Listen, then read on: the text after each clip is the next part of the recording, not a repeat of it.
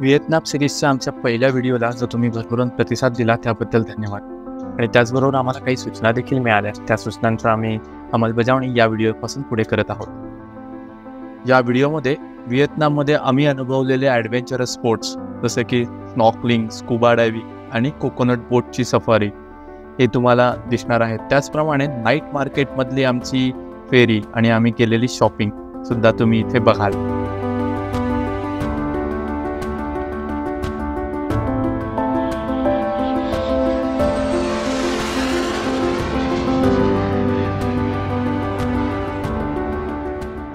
आज व्हिएतनाममधला दुसरा दिवस आणि आता आम्ही आलो नाईट मार्केटला. आता नाईट मार्केटच्या दिशेने चाललो आहे. हा जो मागचा रस्ता जो दिसतोय तुम्हाला मागून आम्ही तिकडनं आलो. तिकडे 2 इंडियन रेस्टॉरंट आहेत आणि इकडनं आम्ही जाणार आहोत पुढे या बाजूला जिथे नाईट मार्केट आहे.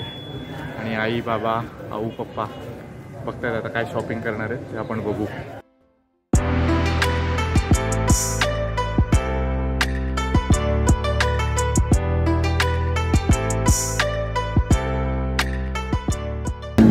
आत्ता मी आहे नाईट मार्केटमध्ये.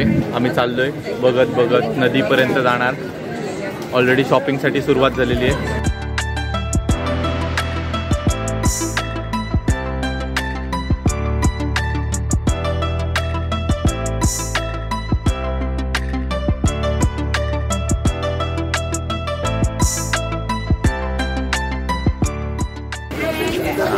सो आमची शॉपिंग झाली. इथे दिसत आहेत ह्या पिशव्या आम्ही घेतलेल्या आहेत आणि इथे सगळे बसलेत. आई बाबांना बसायला पण जागा दिली त्यांनी. जवळपास 20 पिशव्या आम्ही घेतल्या. त्या 650 रुपये आपल्या ह्याच्याप्रमाणे आणि त्यांच्याप्रमाणे 200. व्हिएतनामच्या तिसऱ्या दिवशी आम्ही ॲडव्हेंचरस स्पोर्ट्स करण्याचा विचार केला आणि त्याप्रमाणे आम्ही होयांच्या जवळ असलेल्या चॅम आयलँडवर जाऊन स्नॉर्कलिंग आणि स्कुबा डायव्हिंग करायचं. सो आत्ता आम्ही चाललो आहोत आमच्या बोटीमध्ये. सो आज आम्ही आलो स्कुबा डायव्हिंग करायला. स्नॉर्कलिंग आणि स्कुबा डायव्हिंग आणि आत्ता आम्ही बोटमध्ये आहोत. स्पीड बोटमध्ये. व्हिडिओ ब्लॉगर या kind of. Your name? Ginger Panda. Panda. Steve.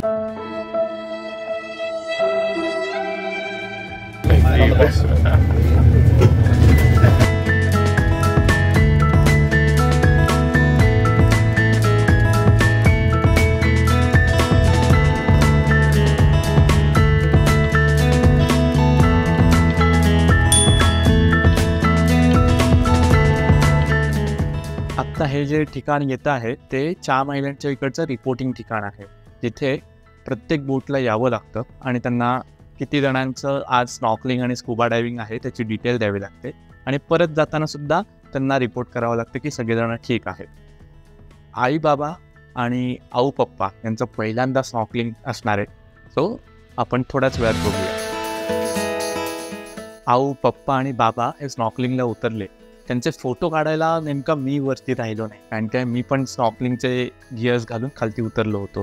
So आत्ता जो व्हिडिओ काढतायत ते बाबा व्हिडिओ काढतायत आणि मी आणि पप्पा स्नॉर्कलिंग करतोय. कारण का बाबांचं स्नॉर्कलिंग 10 मिनिटात झाल्यानंतर बाबांना वाटलं की आपण वर जावं आणि मग त्याप्रमाणे ते आमचा व्हिडिओ काढतायत. आता साईड 2 वर मी स्कुबा डायव्हिंग करायला उतरलोय. जेव्हा स्कुबा डायव्हिंगचे सगळे गिअर्स घातले, तो टँक मागे पाठीवर चढवला त्यावेळेस असं भीती वाटत होती. आणि जेव्हा त्यांनी बोटीच्या कडेला उभं राहून मला सांगितलं आता उडी मार, त्यावेळेस तर फुल पोटामध्ये गुडगुड झालं होतं. पण जी मजा आली त्याच्यानंतर ती आता तुम्हाला मी सांगणार आहे.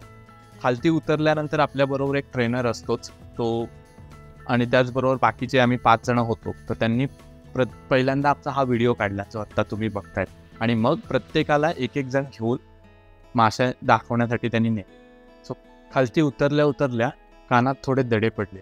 त्याच्यासाठी त्यांनी आधीच ट्रेनिंग दिली होती की नाक दाबायचं, हवा सोडायची की जेणेकरून कानातून ती हवा बाहेर येते. मग तसं केल्यानंतर स्कुबाला सुरुवात केली. सुरुवातीला थोडंसं टफ वाटलं पण नंतर एकदम हलकं होऊन पाण्यात तरंगतोय आपण त्याच पद्धतीने पुढे गेलो. त्यात जो ट्रेनर होता त्यांनी स्टारफिश माझ्या हातात दिला. तर स्टारफिशला हात लावल्यानंतर थोडासा मी घाबरलो, पण ते एकदम मऊ मऊ आणि कडक मऊ असं दोन्ही प्रकारे लागत होता. त्याच्यानंतर जे काटेरी काळे मासे असतात ते पाहिले. मोठा मासा असा चालला होता, त्याच्या मागून आम्ही गेलो. काही छोटे छोटे मासे एकत्र असे जात होते, त्यांना फॉलो केलं. त्याचप्रमाणे भरपूर कोरल्स होत्या. त्या कोरल्सच्या वरून त्याचबरोबर एकदम क्लिअर पाण्यामध्ये समुद्राच्या तळावर उभं राहून ते अनुभव घेतला. आणि हा अनुभव नुसता शब्दांमध्ये सांगता येत नाही, तर तो सगळ्यांनी अनुभवण्यासारखाच असतो. सो आत्ता जस्ट मी स्कुबा डायव्हिंग केली आणि इथे तुम्ही माझ्या मागे बघू शकतात, या इथे स्नॉर्किंग आणि त्याच्या मागे स्कुबा डायव्हिंग. सो हा पूर्ण पॅसेज असा, त्याच्या खालती कोरल आणि मासे खूप मस्त आहेत.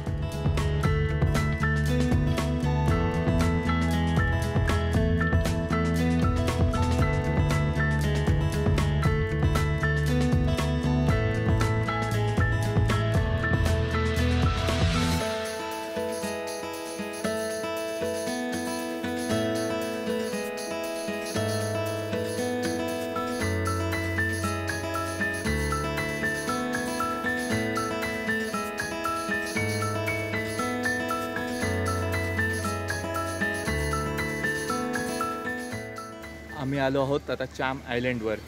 हा जो मागचा बीच दिसतोय तुम्हाला आणि ती मागे ही बोट, या बोटीतून आलो आम्ही आणि तो पूर्ण हा बीच आहे.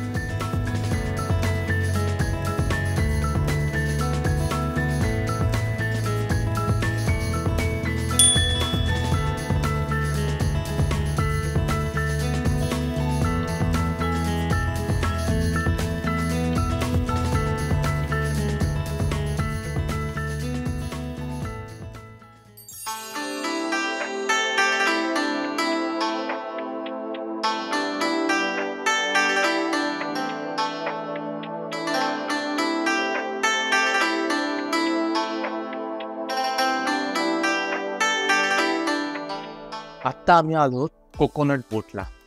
व्हिएतनाममधल्या होई अन सिटीमध्ये ही कोकोनट बोट एक खूप मस्त आहे.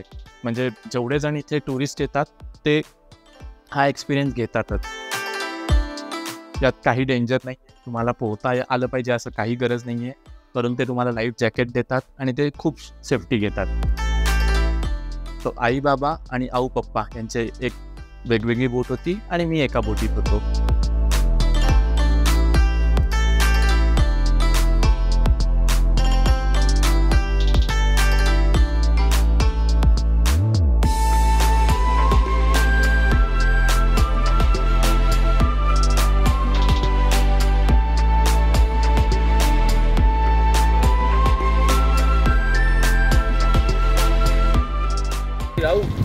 आता आम्ही कोकोनट बोट मध्ये आहोत आणि ही कोकोनट बोट अशी असते पूर्ण गोल आणि तिथे आहेत आऊ अजू आणि इथे आहे आई बाबा. हा फुल एरिया आम्ही फिरणार.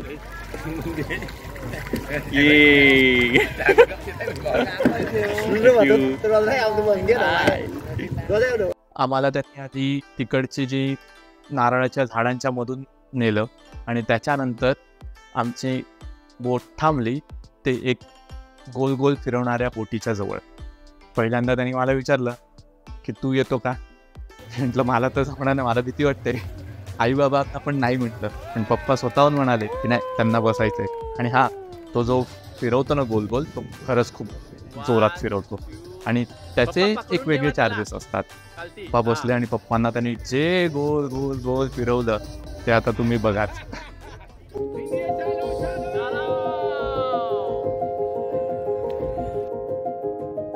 तुमच्या इच्छांना हृदयात जगवत असाल तर जिवंत आहात तुम्ही. तुमच्या डोळ्यात स्वप्नांची वीज तळपत असेल तर जिवंत आहात तुम्ही. वाऱ्यासारखी मोकळे फिरायला शिका. सागराच्या लाटांप्रमाणे निथळ वाहायला शिका. हे डोळे प्रत्येक क्षणाला नवीन जग पाहत असतात. त्या प्रत्येक क्षणाला अनुभवण्यासाठी आपल्या मनाची दारे उघडा. तुमच्या डोळ्यात आश्चर्य घेऊन जगत असाल तर जिवंत आहात तुम्ही. तुमच्या इच्छांना हृदयात जगवत असाल तर जिवंत आहात तुम्ही.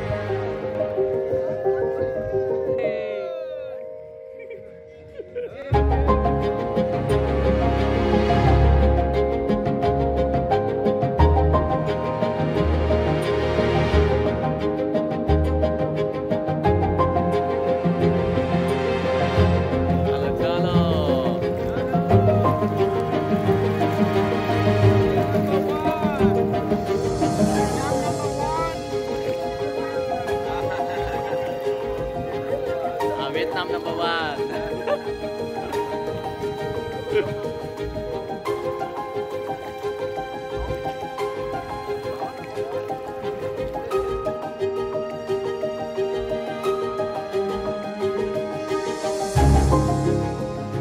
व्हिएतनाममधील तिसऱ्या आणि चौथ्या दिवसाची धमाल तुम्ही आत्ताच पाहिली. स्नॉर्कलिंग, स्कुबा डायव्हिंग किंवा कोकोनट बोट राईड या सगळ्यामध्ये आई बाबा आणि आऊ पप्पा यांनी खूप मजा घेतली. त्याचप्रमाणे व्हिएतनाममधील एक गोष्ट तुम्हाला आवर्जून सांगावीशी वाटते. आपण म्हणतो अतिथी देवो भव, आणि हा अनुभव आम्हाला व्हिएतनाममध्ये जागोजागी आला. इकडच्या माणसांमधला भारतीयांबद्दलचा आदर, त्याचप्रमाणे त्यांची वागण्याची आपुलकी ही खूप जोखाणण्यासारखी आहे.